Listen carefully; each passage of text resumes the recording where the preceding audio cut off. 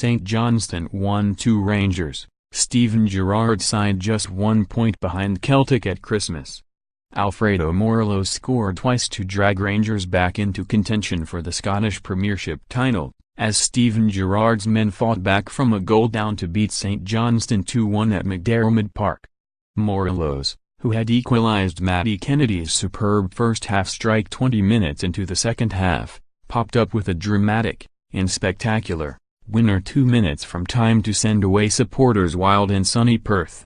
A victory that had looked unlikely for most of the afternoon lifted Rangers to within a point of leaders Celtic, who still have a game in hand.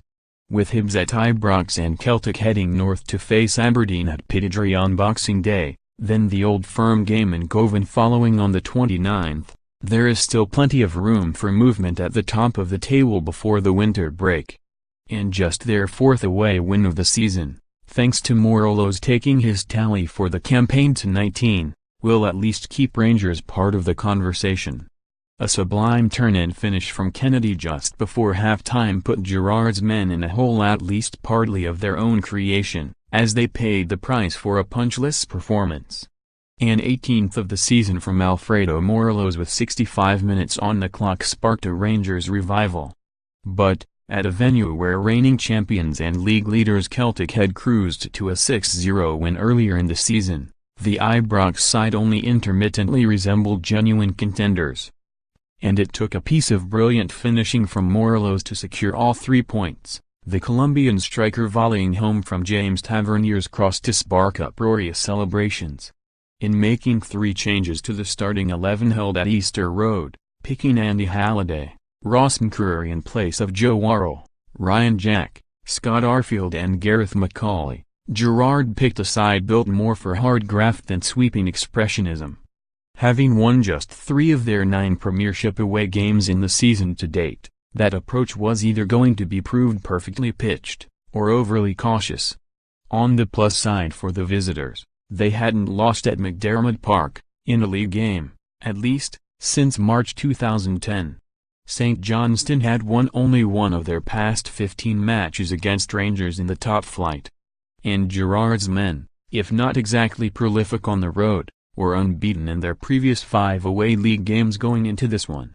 Still, with Saints looking to bounce back from having a brilliant 8-game undefeated stretch snapped by in unlikely circumstances, a home loss to Motherwell upsetting all sorts of expectation, nobody would be daft enough to completely dismiss Tommy Wright's men. Rangers were first to bare their teeth on one of those perfect winter's day when Perthshire positively glistens in the low sun.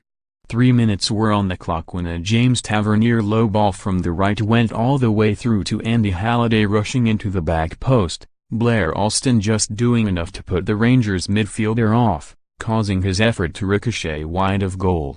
St Johnstone, 4-1-4-1, Clark, Foster, Kerr, Shaughnessy, C, Dancer, Callaghan, Alston, Davidson, Craig, Weatherspoon, Watt 74, Kennedy, Swanson 81, substitutes not used, Hurst, G.K., Nidham, Anderson, McMillan, Gordon scorer, Kennedy 45 booked, Craig, Alston, Watt manager, Tommy Wright Rangers, 4-2-3-1, McGregor, Tavernier, C, Worrell, Goldson, Bayer Isaac, Wallace 41, McCurry, Halliday, Candias, Coulibaly, Lafferty 56, Gresda, Middleton 46, Morelos substitutes not used, Foderingham, G.K., Flanagan, Rossiter, Caddick scorer, Morelos 65, 88 booked, Goldson manager, Steven Gerrard referee, Nick Walsh,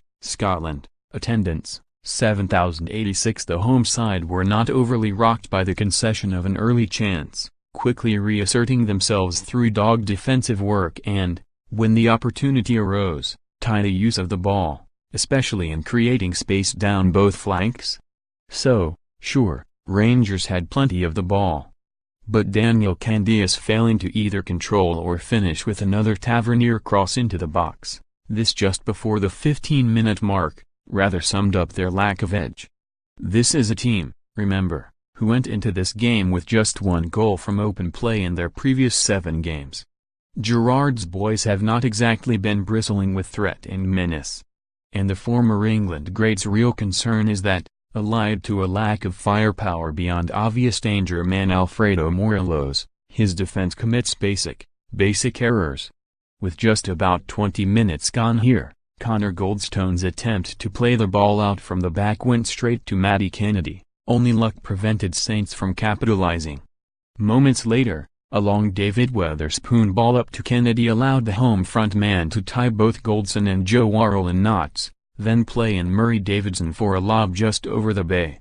Gerrard had just seen his two central defenders let a long ball through the air bounce, first of all, then allow striker, a converted winger who definitely doesn't fit the target man stereotype, to outmissile them. Saints should have taken the lead soon after, Liam Craig unable to nod home from 2 yards after Weatherspoon's corner was directed back across goal by Davidson. Rangers showed 1 or 2 flashes of intent as half-time approached. A Ross McCurry shot blazed over the bar, an Alfredo Morelos effort that hit teammate Eros Grezda. But it was the home side who broke the deadlock after a brief but incessant spell of pressure that kept Rangers penned into their own box. Scott Dancer's cross in the 45th minute found plenty of blue shirts attacking the danger zone, Ross Callaghan doing enough to put off Goldson, whose attempted clearing header glanced away to Kennedy at the back post. The former Everton signing dummied Andy Halliday into making a wild lunge by feinting a right-footed shot, then cut inside to beat Alan McGregor with a left-footed drive that soared high into the roof of the net.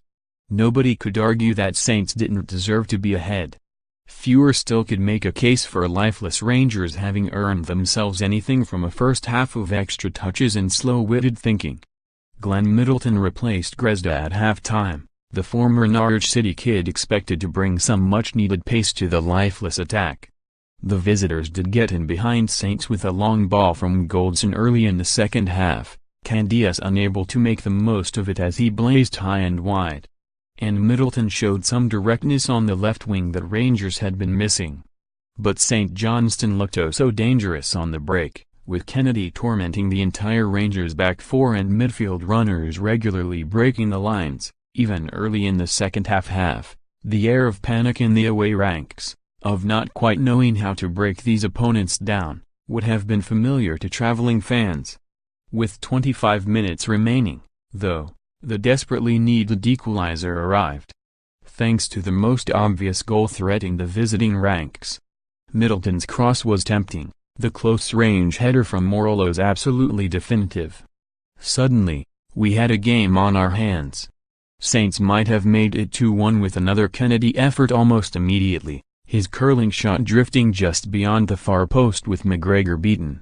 Blair Alston also tested McGregor with a crisp strike after Kennedy and Davidson had set him up. But Zander Clark had to perform a miraculous double save with 17 minutes left, foiling a deflected Candias effort and then somehow stopping sub Kyle Lafferty from converting at point-blank range. Clark twice denied Lafferty again inside the closing 10 minutes, blocking a pair of goal-bound volleys as Rangers finally cranked up the pressure. Alston should have won the game for Saints with a header from a lightning counter-attack in the dying moments. He just couldn't find the finishing touch. That was left to Morelos.